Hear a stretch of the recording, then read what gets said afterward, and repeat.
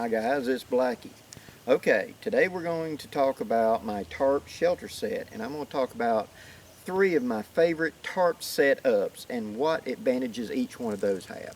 Now, one of them you already know about is the diamond shelter, and we're going to talk about that real briefly, but let me set it up real quick and we'll go into it. And this is my tarp shelter set that I'd made up in an earlier video, and it's got a piece of bright colored paracord already attached to it for my quick setup. And it stays attached so I can easily spiral up the shelter set like this. When you open it up, there are 6 tent stakes, the necessary guidelines, and a nice bright colored ridge line. Okay, with this we're going to set it up right quick. Okay, here is the diamond set. All it is the tarp is attached to the tree with a quick tie out. The far corner is pulled out tight, each corner is pulled out tight, and you present this plow point or diamond shelter. If you want even more room, you pull out the center up here with either a stick, or I have a center grommet to pull it out. Now this is one of the fastest, easiest shelters that I put up.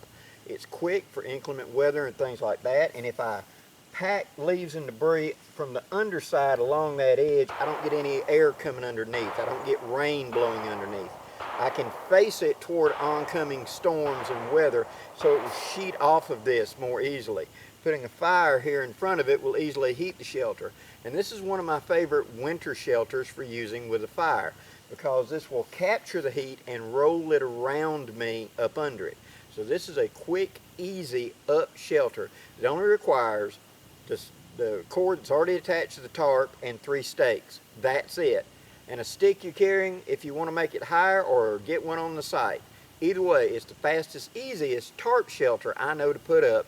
It's going to give you the most coverage. I can easily lay down in here and have room for me and my gear, even be able to sit up under this eave up here in the front and do my cooking or whatever. All of that from one easy setup. Now, let's go to my second choice. Now for my second shelter, I'll be utilizing my other 3 stakes and the 3 stakes I was on the diamond shelter, plus my ridge line. And this one is going to be set up in a low configuration for very cold conditions. Here's how that goes up. Okay, here is my second favorite configuration of the tarp tent. The first one was the diamond, which gives me more enclosure and is better with a fire in front of it. This is a pup tent like set. All it is I have a ridge line running between 2 poles.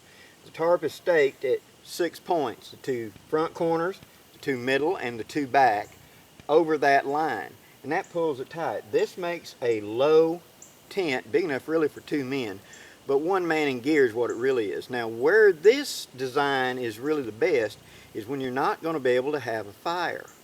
And it's kind of cool. I'm going to pack this solid full of debris like a squirrel's nest, using the tarp to help hold it down to the ground to keep it from running away from me.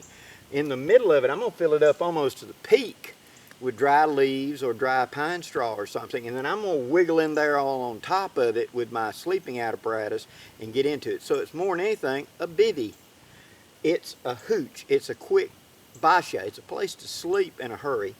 But at the same time, it goes up very fast, very easy, and this will absolutely stop the wind from getting to you. And that's a big thing in cold, is staying completely out of the wind. 2, I'm insulated from the ground from a deep bed of leaves or debris underneath me, plus my sleeping material.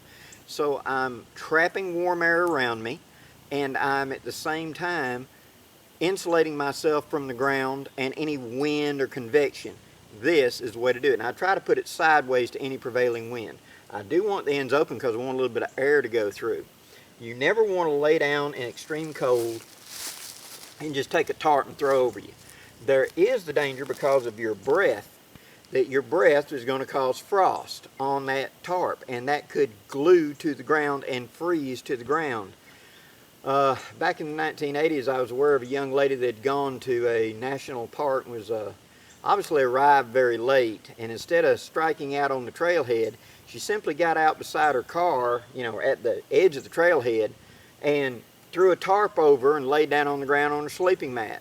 During the night, and her breathing a heavy frost, it had frozen to the ground and it had suffocated her. So you always want airflow through you at least some degree. So this was the second one. Now let's go to my third choice. And finally, number 3, the classic lean-to.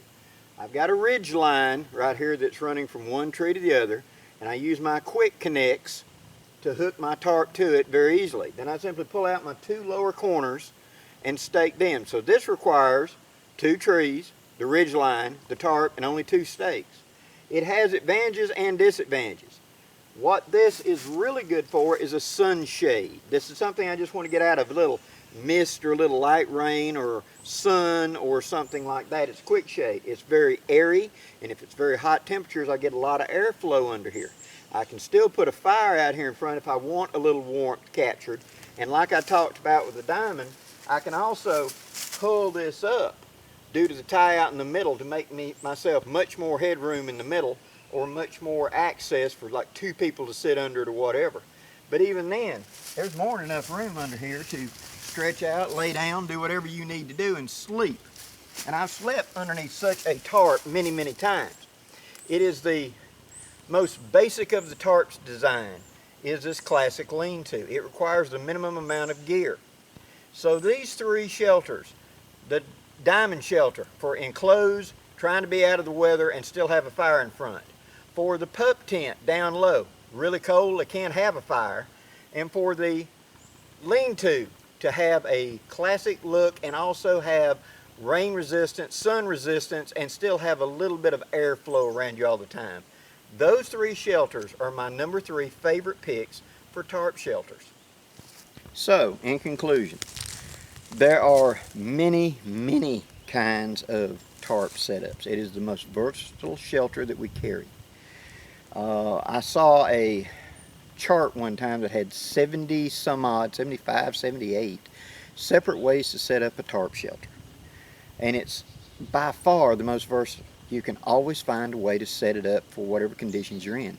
With cutting poles, I can make it freestanding as a diamond or a ply point shelter. I can also turn it into a flying tarp over my head over a hammock or things like I've shown in earlier videos.